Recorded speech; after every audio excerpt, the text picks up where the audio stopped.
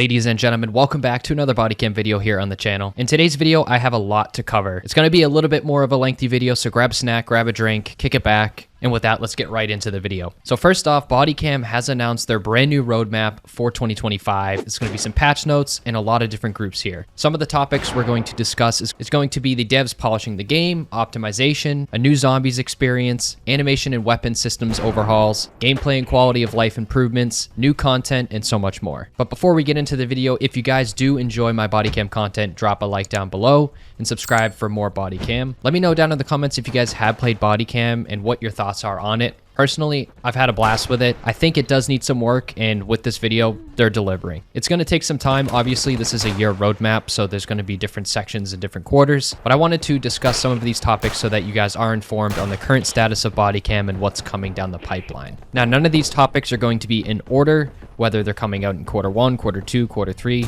but this is just everything that is coming to Bodycam within this year. Obviously, when you guys are seeing this video, it's going to be in March. We're just about at the end of quarter 1, so expect some of these changes to come soon. I think it's version 1.3.4 is going to be the latest update. Not too sure, don't quote me on it. But the first thing I wanted to discuss real quick is game polish and optimization. So this has been one of my #1 gripes is obviously it was made by 2 devs. There's not a lot they can do with the amount of manpower they have and the amount of capital. They have decided to make a dedicated external team whose names will be announced later on that is going to handle most of these changes. So they are pawning this off to a development team to free up some resources for the main devs for Luca and Leo so they can have these creative ideas and thoughts formulate into Bodycam. So with some of these changes is going to be an overhaul for performance optimization. So there's going to be a major FPS increase and a dedicated technical team. That was my #1 gripe, and I think everybody agrees with me. Most of the comments on all of my videos are, my computer can't run it, the FPS is terrible, it's very choppy,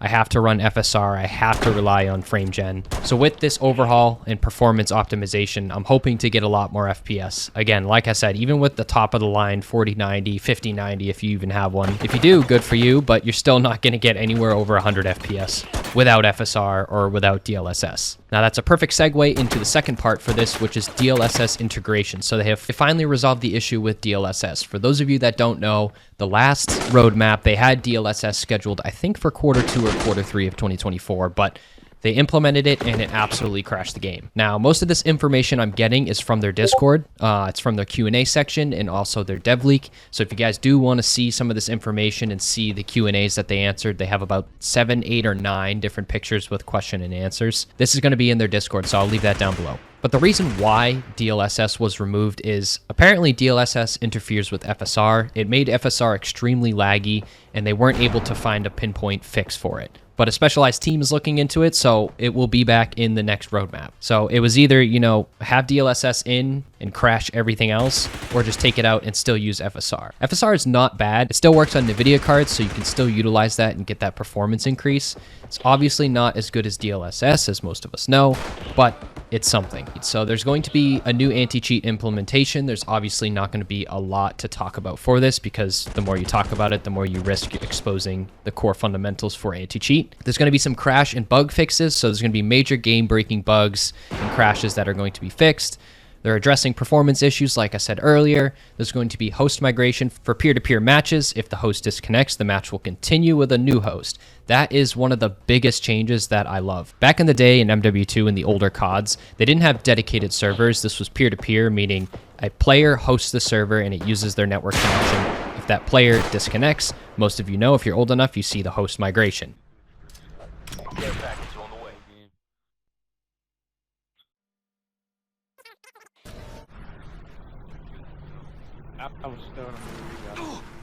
That's exactly what this is going to do, and that will help keep these games going. That's the #1 thing that I've noticed is when you're, 75% of the way through the game and then the host just leaves, or they drop internet connection, or their mom comes in and shuts off the PC, the game ends, and everybody just gets upset. Everybody goes back to the lobby and nothing happens. So that's going to be awesome to keep the longevity of games going. There's going to be a complete UI rework, fixing all menu-related bugs, better ergonomics, and voice chat VoIP remake. So that's going to kind of cover up the game polish and optimizations. The second topic we're going to discuss is the new zombies experience. So starting off, there's going to be a new zombies map. The story continuation from the first Zombies map, it's going to be a larger and more ambitious, immersive environment. There's going to be new objectives, challenges, new zombie types, new interactive elements, more secrets, and more Easter eggs. So if you guys are a Zombies fan, this is going to be awesome. I didn't get to fully complete the quote-unquote Easter egg. I did see part of the stereos. I forget what they're called. Oh my god, I can't think of the name right now. What the fuck are those?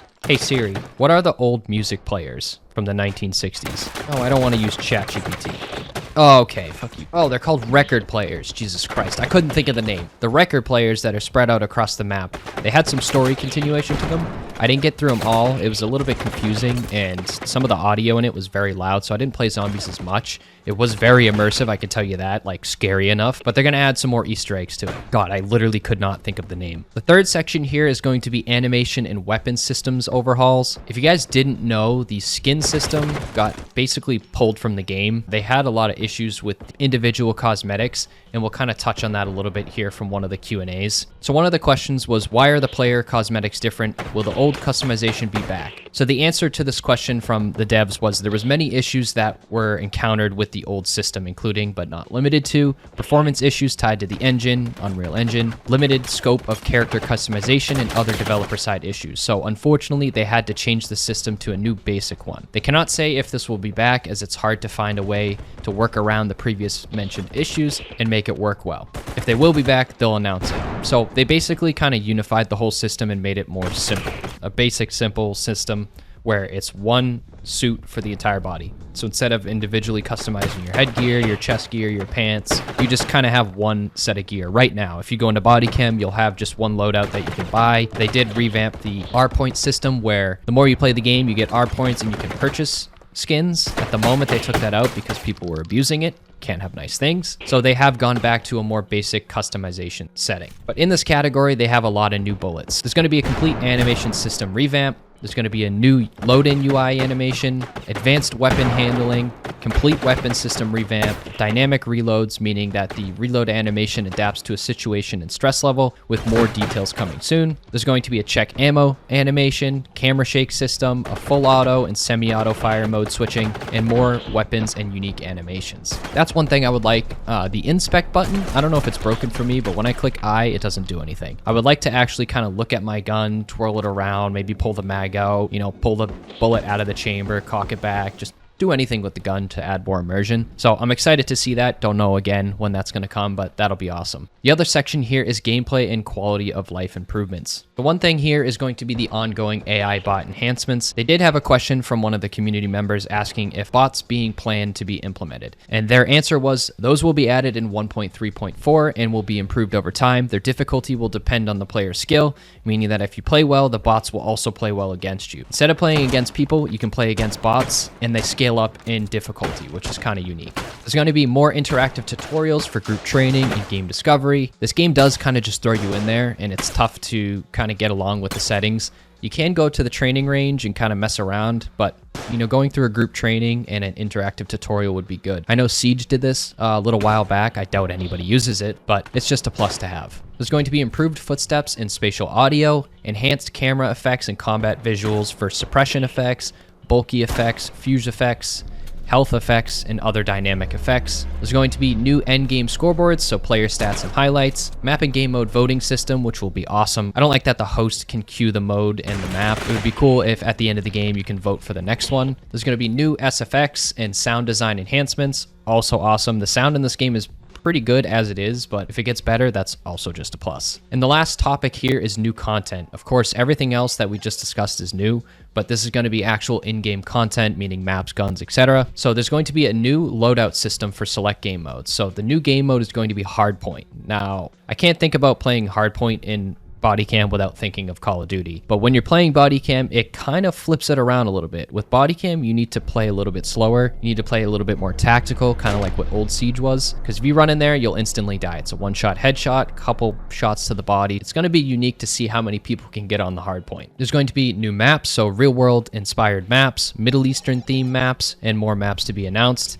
That'll be pretty awesome. I know the most recent one they put in was Rome, and it looks very realistic, very photorealistic. I'm excited to see what maps they pull out of the world. There's going to be new weapons, new suppressors, new sights, more weapons to be announced down the line. That was one of my gripes as well. I want to have more options for my weaponry. There's only a limited amount. I think there's only 13 across all guns, pistols, primaries, and secondaries. There's going to be gore system and improved gore sound effects, as if it isn't already crazy enough when your character gets hit with a bullet in the chest, he death groans and screams. So there's going to be more gore and more sound effects. Absolutely wild. I'm going to get PTSD. There's going to be new skins, badges, and rewards. Special round system. So this one was kind of unique, and the more I thought about it while reading through the Discord, the more I'm excited for it. In terms of a special round, it's not a unique game mode. It's going to be a game mode with a singular special round in a full match. So for example, say you had 10 rounds. One of those rounds is going to be unique, and it will have a chance to be either a night mode map with NVG night vision, a silencer only round with silenced weapons, a pistol only round, which is pretty unique. They do that in the beginning when you load in, or a round with custom loadouts. But the one thing I do like about Bodycam is the rotating loadouts. You can't really use and abuse certain classes, but having that round with a custom loadout is pretty unique. Like personally for me on close quarters maps, I love using the shotgun. Like I'm not going to want to sit there and use an SVD when I get the loadout cycle. So having that option to choose your loadout is pretty cool. The NVG mode is also going to be awesome. Night vision in this game is one thing that I really want. When it gets dark, it gets very dark. And if you don't use your flashlight, it's hard to see. You kind of just have to just go in blind with a blindfold on. So I'm excited for those. Those will be really fun for the one special round per full match. And the last thing here is new game mode. On top of a new game mode for Hardpoint, there's going to be a Wingman 2v2. So this is a highly competitive 2v2 arena, a unique economy system and features, dedicated leaderboards, dedicated maps, and reworks for this game mode. It's similar to 2v2 from the modern CODs. I forget what they actually call it, but it's just Wingman in this. 2v2 mode, highly competitive. You and your buddy can load in against 2 other guys and kind of just go at it. That basically covers everything coming with 2025. All of this is just great news. I've been kind of supporting Bodycam from the beginning. I'm not a meat riding glazer. I really just want to see this project succeed. It's very unique, and it's the only game on the market right now that delivers this type of immersive real life scenario. I know most people are going to say, well, Unrecorded was the same thing, but Unrecorded's not out. I don't know when it plans to come out, and if it does, it's only PvE. It's not PvP. So Bodycam's still able to take that PvP aspect and make it as real as possible. One thing I would like to see, though, is a single-player campaign. Make it co-op. I think that would be really, really cool. Having a co-op campaign in this would be absolutely horrifying. You could basically use the AI bots and follow along. You know, make a good story. You could basically base it off of modern day war, do whatever you want, and just kind of follow suit. That's kind of covering all the new content. I did want to go through a couple of Q&As from their Discord here. Number 1, will night vision be a thing? So yes. Their answer was it will be added with the addition of special rounds, though for the time being, NVG will only be limited to special rounds. It's not going to come as a, up on the D-pad or whatever it is on mouse and keyboard, click a special button and enable it all the time. It will only be round-based, and I think that's fair to keep it balanced, because if you're just constantly using night vision at night, everybody's only going to use that, and then what's the point of doing anything else using your flashlight if you have NVG? Second question here that I thought was unique is, will there be snipers and sniper-focused maps? So their answer was they're planned to come somewhere after the new animation overhaul. That's about it, so we don't know too much, but that would be kind of unique. Make a large-scale map, high-zoom snipers, and keeping that realistic sense of combat. Another question here that I thought was unique, and it reminds me of Siege, is will there be a hostage rescue mode? Now that would be kind of unique, and their answer was this game mode wasn't planned, but they'll make a poll in their Discord at some point asking people if they want to play it. I for sure would vote yes on that. Let me know down in the comments if you would want to see that. Another question here is one that I kind of touched on briefly and I would really like to see is question, will there be a campaign? The answer is campaign wasn't planned, but that door isn't fully closed yet. They're planning on adding a PvE mode similar to Ready or Not, but there's no ETA on it just yet. I would love to see a very good campaign. Similar, I don't know, to any other Call of Duty, because the earlier CODs had pretty good campaigns. Make a solid co-op campaign with your buddies. Even if it's single player, like if I have to do it by myself, that's fine. But having that co-op-esque to it makes it just more immersive, having you and your buddy, whether you deafen up in Discord and use your voice chat and your actual walkie-talkies, it would create for more of an immersive campaign. And the last 2 questions that I want to put in here come from page 6 out of page 9 is question number 1, dedicated servers. Now, this is one thing that I've brought up a lot, and the problem with dedicated servers is it's very expensive. Hosting servers nowadays is super expensive, and with the Trump tariffs coming in, power draw, and data center fulfillment, it's really expensive to host your own game, especially for such a small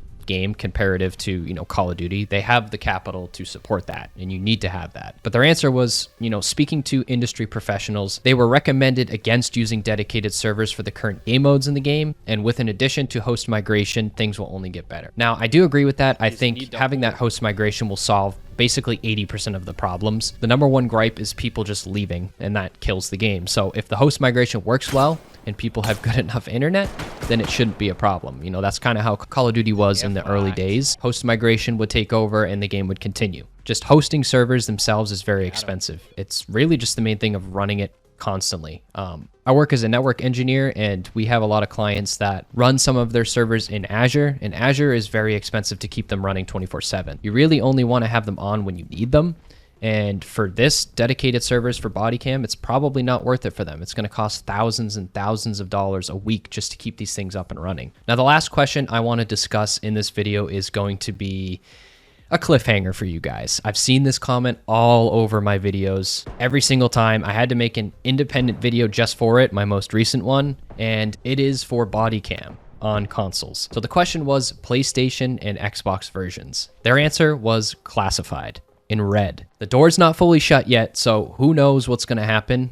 It would be pretty cool to see it come to consoles and have crossplay. Don't know how well it would work on consoles. Maybe it's only a next-gen console and not PS4 and Xbox One, but it would be pretty awesome. A lot of people have been asking for it, and I don't like shunning out certain player bases. I think it would be awesome to have more people experience this. It would definitely help boost popularity of the game, and then eventually most console players migrate to a PC down the road. Who knows what would happen, but as of right now, it is classified. That's pretty much it for the video. If you guys are excited for Bodycam, let me know down in the comments. Drop a like on the video to help boost this video into YouTube's algorithm. I really appreciate all the support recently on all my Bodycam videos. We're getting pretty close to 5,500 subscribers, and I want to just thank each and every single one of you for interacting on my videos, liking them, commenting, and just viewing. If you're one of those ghost viewers, I still appreciate you as well. But with that, I hope you enjoyed it. I'll catch you guys in the next Bodycam video or Siege video or whatever I end up posting. Who knows? I've been playing a lot of Avowed. It's been pretty fun, but I don't know if I'll post it. Let me know if you'd see that. But with that, I hope you guys have a wonderful rest of your night, morning, or evening. Take care, and I'll catch you guys later. Peace.